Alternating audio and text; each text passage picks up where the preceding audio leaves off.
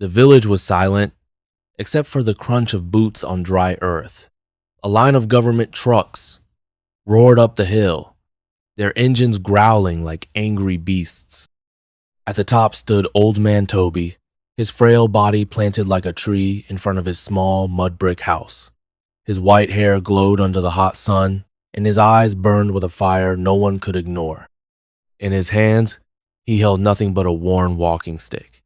Behind him, the house his family's home for generations stood strong, its walls whispering stories of his ancestors. The truck stopped. A man in a crisp suit stepped out, holding a paper that flapped in the wind. "Toby," he shouted, "this is your last chance. The government needs this land for the new factory. Move, or we'll drag you out." The crowd of villagers gasped, clutching each other. Soldiers with guns stood ready, their faces hard as stone. But Toby didn't flinch. He raised his stick, pointing it at the man in the suit. "This is my home," he said, his voice steady but loud, like thunder. "You will not take it. Not today. Not ever." The man in the suit laughed, but it was a nervous laugh. He waved at the soldiers. "Take him," he ordered. The soldiers stepped forward, but then something strange happened. The wind howled, and the sky darkened. A shadow seemed to fall over Toby's house, like the land itself was angry. The soldiers froze, their eyes wide with fear. Toby's gaze never left the man in the suit. "You don't understand," Toby said softly, "but you will." The man in the suit took a step back, his face pale. What was Toby planning? Why wasn't he afraid? And what was that strange shadow around the house? The story began months earlier, in the quiet village of Ireti, nestled between green hills and a sparkling river. Toby was no ordinary elder. At 80 years old, he was the village's heart, the one everyone turned to for advice. His house, small and simple, sat on the hill like a crown. It was more than a home, it was a symbol. Toby's great-grandfather built it with his own hands, and every brick held a memory, weddings, births, and stories told under starlit skies. The villagers loved Toby, and Toby loved his home. But trouble came when the government announced a big plan. They wanted to build a factory on the hill to bring jobs to the city nearby. The problem? Toby's house was in the way. At first, they sent letters, polite ones, offering money to move. Toby refused. "This house is my family's soul," he told the village chief. "No money can buy that." The chief nodded, but worry creased his face. The government wasn't known for giving up. Soon, the letters turned into threats. Men in suits came to the village, talking about progress and development. They promised new roads and schools, but Toby saw through their words. "They want to erase our past," he told the villagers at a meeting. "If we let them take my home, what's next?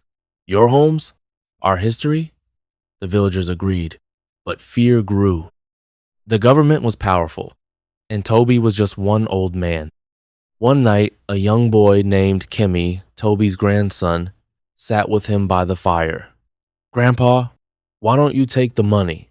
Kimmy asked. Toby smiled, his eyes twinkling. "Kimmy, this house holds our family's spirit. If I leave, I betray everyone who came before us. Sometimes, courage is all you have." Kimmy didn't fully understand, but he felt Toby's words like a warm blanket. Still, he noticed something odd. Toby kept looking at an old wooden box in the corner of the room, as if it held a secret. Days later, the first bulldozer arrived. The villagers gathered, shouting at the workers to stop. Toby stood in front of the machine, his stick raised high. The driver hesitated, then turned the bulldozer away. The villagers cheered, but Toby's face was grim. "This is only the beginning," he said. That night, Kimmy overheard Toby whispering to himself, "The land will protect us." What did he mean? Did the house have a secret the government didn't know about? The tension grew. The government sent more men, this time with soldiers. The villagers tried to stand with Toby, but fear made some stay home. Kemi saw his neighbors whisper, "Toby's brave, but he can't win." Still, Toby never wavered. He taught Kemi old stories about the hill, about spirits that guarded the land. "The earth remembers," Toby said. Kemi wondered if those stories were truer if Toby was just a stubborn old man. Then came the day of the eviction order. The whole village watched as the trucks rolled in. Kemi stood by Toby, his heart pounding. The man in the suit read the order loudly, his voice cold. "Leave now, or we'll force you out." The soldiers stepped closer, their guns gleaming. Toby didn't move. He looked at the sky, then at his house, and smiled. "You can try," he said. The wind picked up, and a strange hum seemed to come from the ground. The soldiers stopped, confused. The man in the suit shouted again, but his voice shook. What was Toby hiding? And why did the land itself seem to stand with him?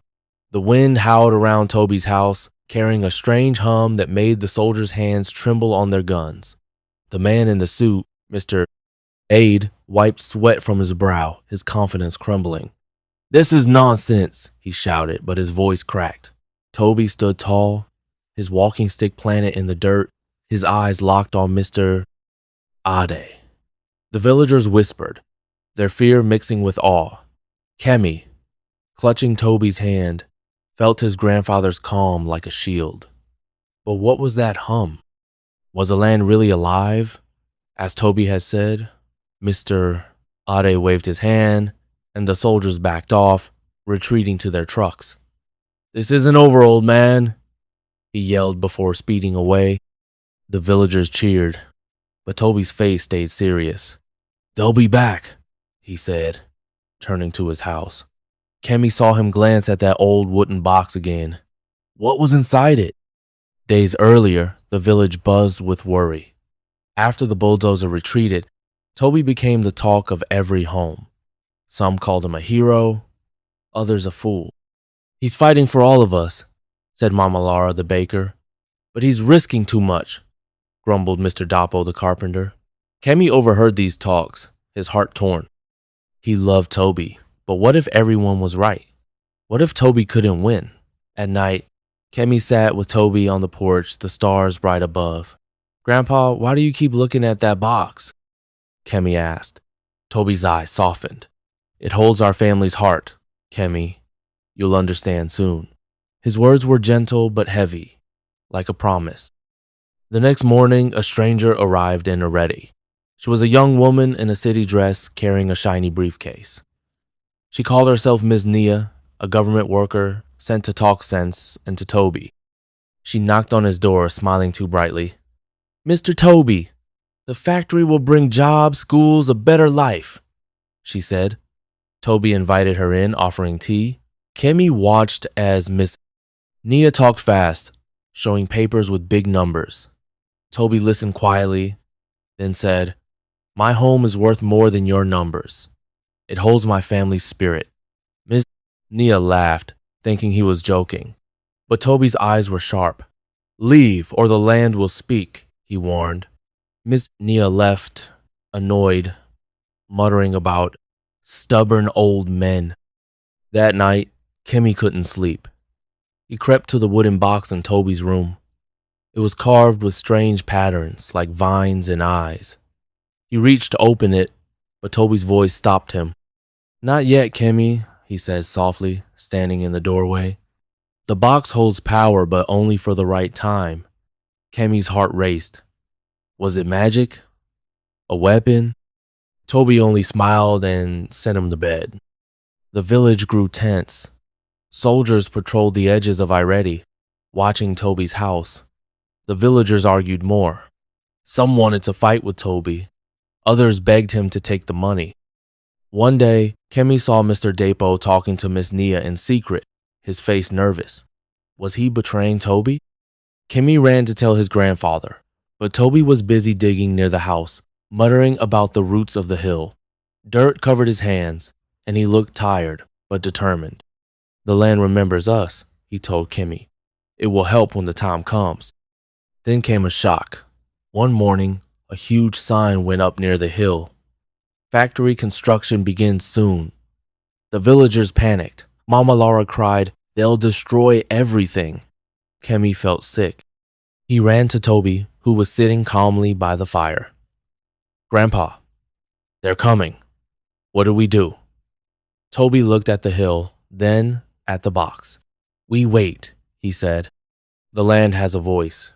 That night, Kemi heard strange noises, whispers, like voices from the ground. He looked out and saw shadows moving near the house, but no one was there. Was it his imagination? Or was Toby's talk of spirits real? The next day, Mr. Ade returned with more trucks. This time, a bulldozer followed, its blade gleaming. The villagers gathered, shouting, but the soldiers pushed them back. Toby stood in front of his house, his stick raised. "You will not pass," he shouted. The bulldozer roared forward, but then the ground shook. A deep rumble echoed, and the bulldozer stopped, its engine coughing. The driver jumped out, terrified. Mr. Ade's face went white. "What is this?" he screamed. Toby smiled, his eyes glinting. "The land is awake," he said. The crowd gasped as cracks appeared in the dirt, snaking toward the trucks. What was happening? Was Toby controlling the earth itself? The ground trembled under Toby's house, and cracks spread like spiderwebs toward the government trucks. The bulldozer's engine sputtered and died, its driver scrambling away, yelling about curses. Mr.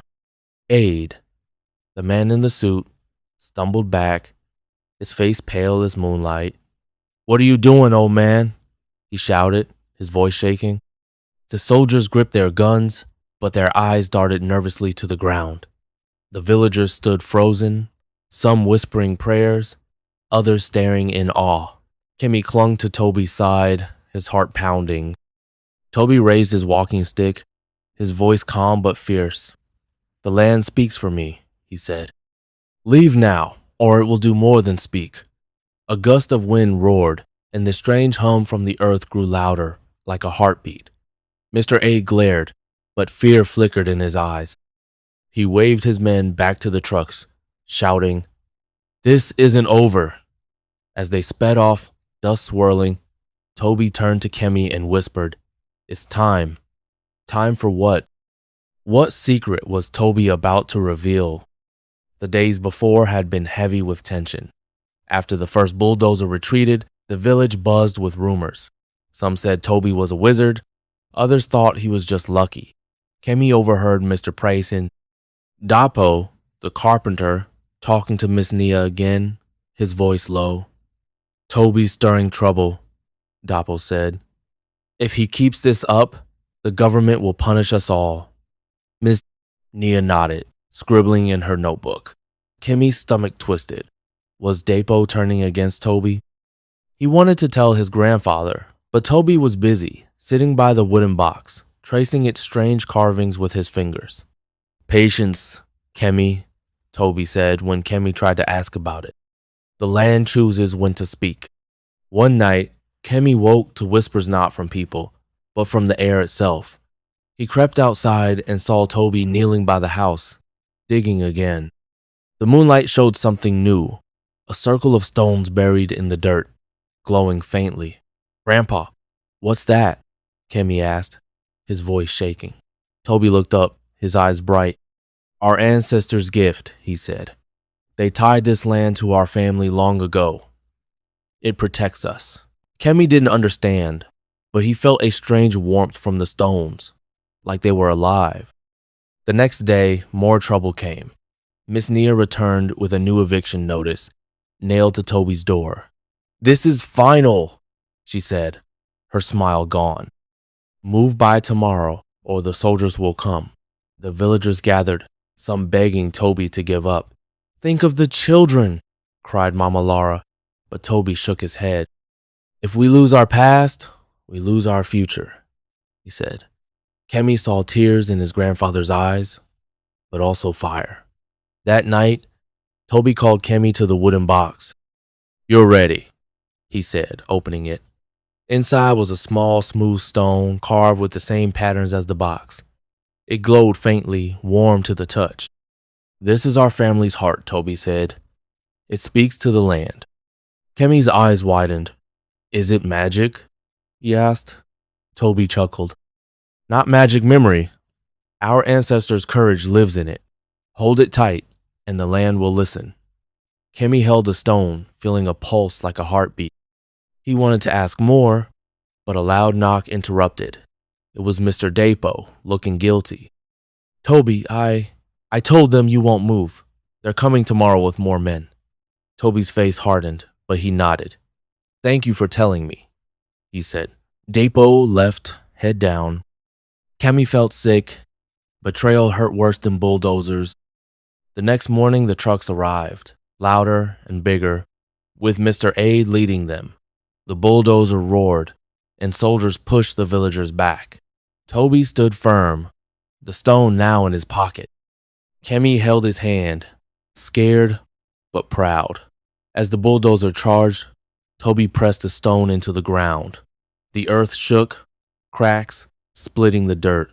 The villagers gasped, and Mr. Ade screamed, "Stop him!" But the ground roared louder, and a strange light glowed from the cracks, bright and warm. Toby whispered to Kemi, "The ancestors are here." What was the stone's power? And could it really stop the government? The glowing cracks in the earth pulsed like a heartbeat, casting a warm light that bathed Toby's house.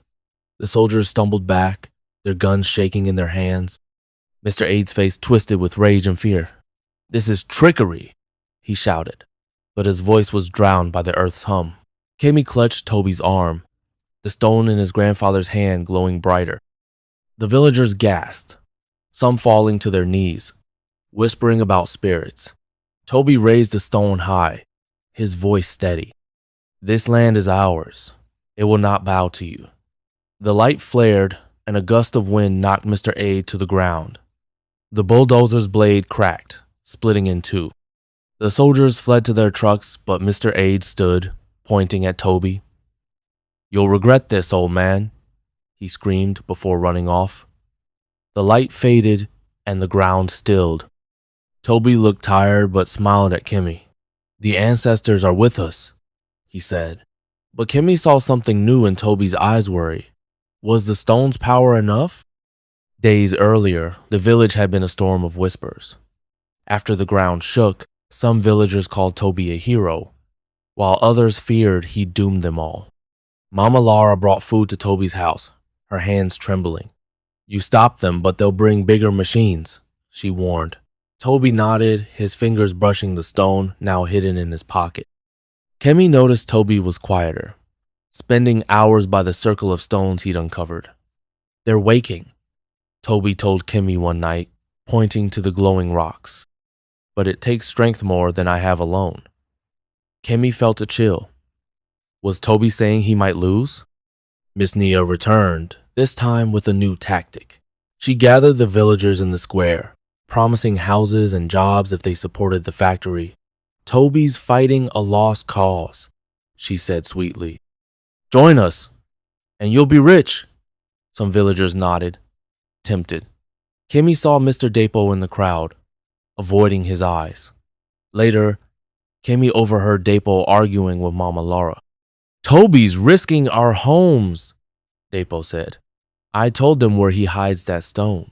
Kemi's heart sank. He ran to Toby, spilling the truth. Toby's face darkened, but he hugged Kemi. "Betrayal hurts, but courage heals," he said. "We need the village now."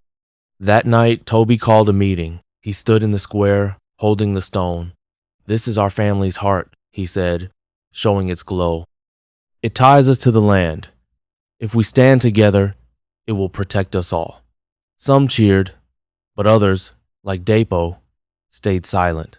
Kemi felt hope and fear clash. Could the village unite? The next morning, a helicopter buzzed overhead, dropping leaflets. "Final warning, evacuate or face arrest." Panic spread. Toby gathered Kemi and a few loyal villagers, like Mama Lara by the house. "The stone needs us all," he said. placing it in the circle of stones. They held hands, and the ground hummed softly. Kemi felt warmth, like the land was alive. But then, at dawn, the ground shook not with Toby's power, but with the roar of tanks. Mr. Ade led them, his face smug. "No tricks this time!" he yelled. Soldiers surrounded the house, and a machine bigger than any bulldozer rolled forward. Toby held the stone, but it flickered weakly. Kemi's heart raced. "Grandpa, it's not working," he cried. Toby looked at the villagers, some hiding, some standing with him. "We need their faith," he whispered. The machine roared closer, and the stone's light dimmed. Had Daple's betrayal weakened it? Or was the village's fear too strong?